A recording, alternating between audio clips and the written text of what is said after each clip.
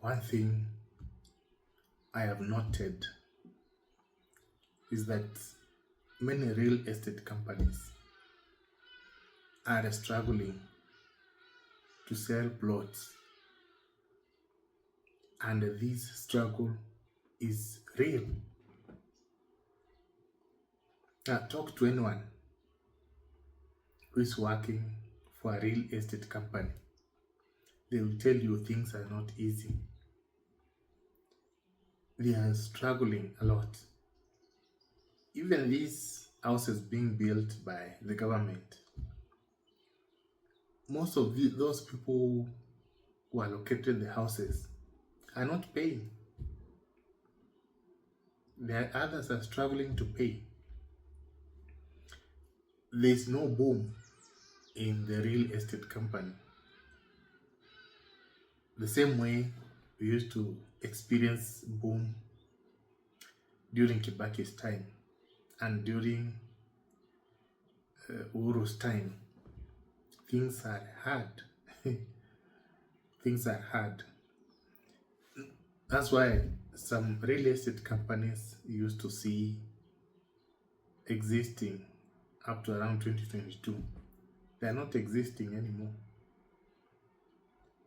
Business is hard, not even real estate alone. Business in general is hard at this time. Of course, there are some few who are making money, but majority are struggling.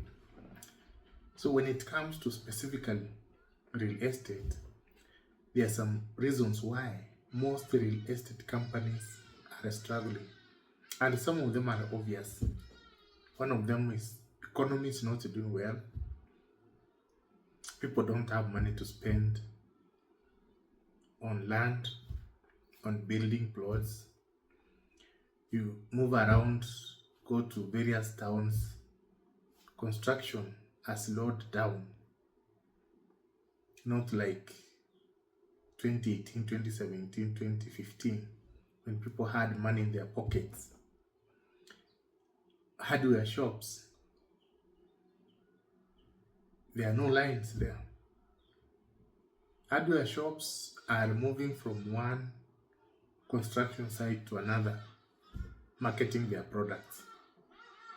That is where we have reached. Now, real estate, moving away from the economy, there's one thing I talked in one of my videos, that if you want to excel in your business, be honest. Now, real estate companies, they took advantage of desperation of Kenyans for land, especially in Nairobi, and most of them conned their clients. They never delivered those plots. And if those clients, most of them were buying to speculate, now they stopped buying, because you cannot lose money. Then you go ahead and buy from another real estate company. They were conned. So those companies were so many. There was a time, if you go to some programs, there are some programs like you could go to listen to classic and other radio stations. Every minute they were marketing or advertising plots. But now, very few land companies or real estate companies are advertising plots. It's because people lost trust in most real estate companies. If you find a real estate company existing, it's either it's new, it is owned by foreigners, or it is somehow honest or genuine. But majority of those real estate companies which existed before are not existing anymore. So another reason why they are not selling is because people are buying directly from the owners. You don't go to real estate companies. They either buy from the owners or through circles. That is easy. And or through the government. Nowadays, government is selling land. It's selling not land, it's selling houses. People prefer buying those houses than being conned by these real estate agents. And buying from a circle is even better, because if a circle does not deliver, then they will be answerable. So that's why you find most people prefer circles than those real estate companies. And now there's also another reason which people are not aware of. Now, majority of people who are buying land up to around 2022 were millennials and Gen X. Those people bought land, they settled. Some of them are now broke, they cannot buy land anymore. So we expect Gen Zs to buy land. Those are the people that should be buying land now. But they are not in a hurry. They are not like us. Gen Zs are not buying land. So that's why it's a struggle. And even if you convince them, there's no way they're going to buy, because their parents are either Gen X or millennials, and they bought land, they settled. So the Gen Zs don't see the need to buy land. That's why real estate companies are really wondering what happened. It is because the generations have changed, and the Gen Zs they like spending their money in a different way. They don't want to buy to speculate. They don't want to buy to settle. They better rent a house and live a comfortable life.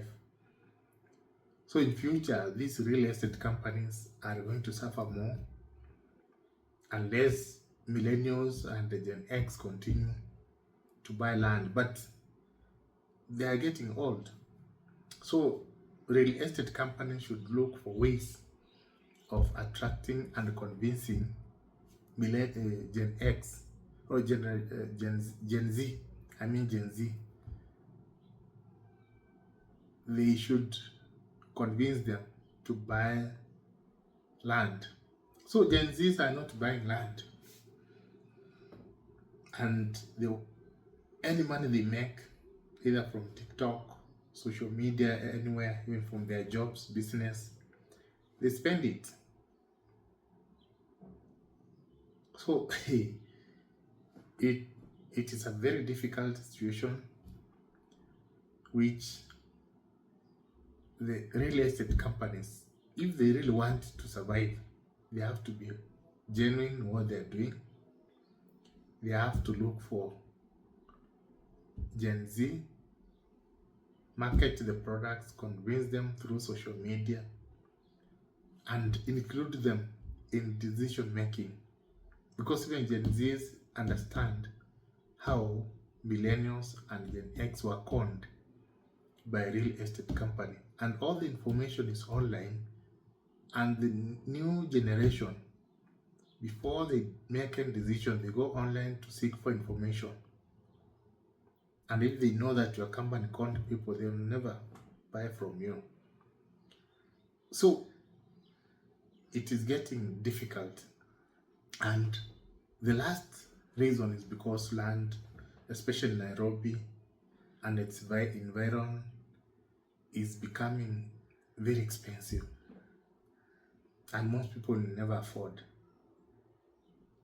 Tell me, if you go to Ruiru right now, there is a place, land is 12 million, 16 million, 6 million, 8 million. Go to Thika, the same. You go to Kitengela, the same. You go to Rongai, the same. Yet people don't have money. So how do you expect to sell that land? So the prices are very exaggerated in Nairobi, and people don't have money to buy at those prices. Unless the prices are reduced, it will be difficult to sell land in Nairobi in future. You will take 10 clients in your car and nobody to the site, and nobody is buying. Every weekend you are taking them there, wasting money, but they are not going to buy at all.